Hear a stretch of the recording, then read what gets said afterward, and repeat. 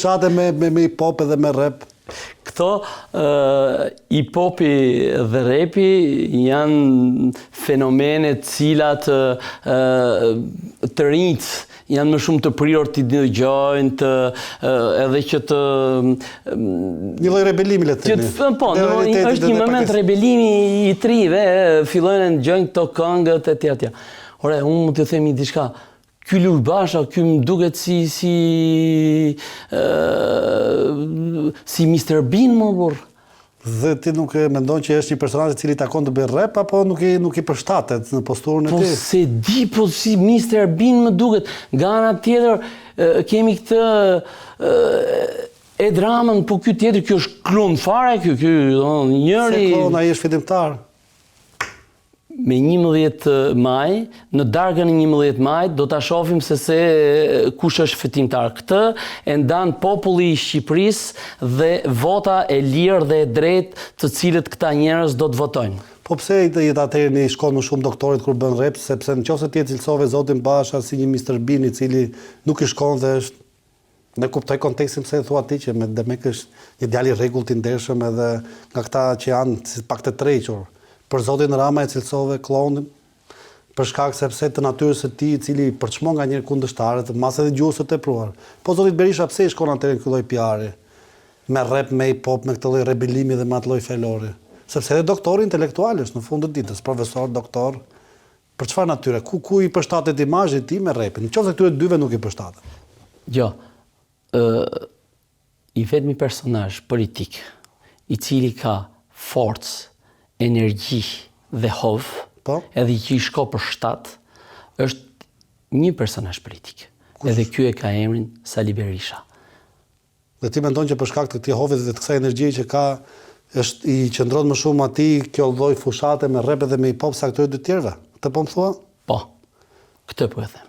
Po do shohim çfarë do thonë qytetarët shqiptar, se në fund ajo që ka rëndësi është vota në kuti.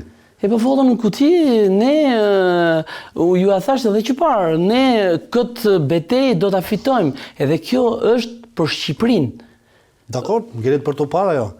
Pyetja e fundit e tem, dhe realisht të vlerësoj edhe ka qenë kënaqësi, sepse ka qenë një bisedë natyrshme të cilën unë rrallëre shijoj me kandidat, sepse gjithmonë vinë dhe bëjnë këto felimet e liderit, ose më saktë flasin atë që thot lideri, ndërkohë që tek ju ka qenë një pjesë gjenuine e juaja dhe për këtë keni vlerësim dhe respekt nga ana ime. Por e them se jemi në datë 12 ose 13 maj. Cili është rezultati që prisni dhe çfarë mendoni që ndodh në vazhdim? Të paktën qytetarët e njihen me vizionin. Cila është Shqipëria e zotit e Maga, e koalicionit dhe e Partisë Demokratike? Shqipëria ime edhe e njerëzve të Partisë Demokratike do të jetë një Shqipëri e lirë. E lirë nga çfarë? Se të lirë jemi mendoj. Jo, mirë. Domethënë që e thash që parë, si përmarrësit do të jenë të lirë. Do të jetë tregu ai që vendos kush është i zoti edhe kush është i pazoti. Bandat do të mbaroj nga ky vend. Administrata publike nuk do të jetë më e kapur. Rregullimi i problemit pronave, që është një nga gjërat më kryesore edhe penge e Partisë Demokratike. Ne ja kemi borxh këtij vendi që ta rregullojmë. Po ishte për ndjekurin. Dhe atyre i keni një borxh. Edhe atyre i kemi një borxh, të gjithëve i kemi borxh, mos më fut ke kjo sepse është shpirtërore dhe i më dhem shpirti edhe mua, edhe gjithë atyre që janë që nuk i kalb varri, që nuk kanë marrë pronat e tyre. Prandaj ne si Parti Demokratike do t'i japim fund padrejtësisë. Qartë. Është një moment decisiv, ky moment. Shqipëria është në një udhkryq, edhe unë i bëj thirrje të gjithë diasporës që të votoj masivisht Partinë Demokratike. Masivisht. Në listën e hapur të Partisë Demokratike ka 37 njerëz. Unë jam i pari, siç ju thash, njëshi tek njëshi, edhe i bëj thirrje kësaj pjese diasporës që të më votoj edhe që t'i përfaqësoj në parlamentin e ardhshëm të Shqipërisë. Pa votën e saj, nuk ka rotacion. Dhe qartë, pa ty ju mendoni që një nga faktorët kryesorë që ndikojnë rotacionin e Shqipërisë është dhe diaspora? Jam i bindur për këtë. Uroj që të ndodhi ajo që ju parashikoni, në fund të ditës edhe ne gazetar, analist, opinionist, ose më saktë edhe qoftë edhe elita e Shqipërisë, qytetarët e thjesht për këtë janë. Një Shqipëri më të mirë. Kush është më i afti, kush ka ofertë më të mirë, o burra ta marrë këtë vend dhe ta drejtoj. Ajo pasaj ngjelet për të parë në planin e votës edhe atyre që do japin suportin mbështetjen.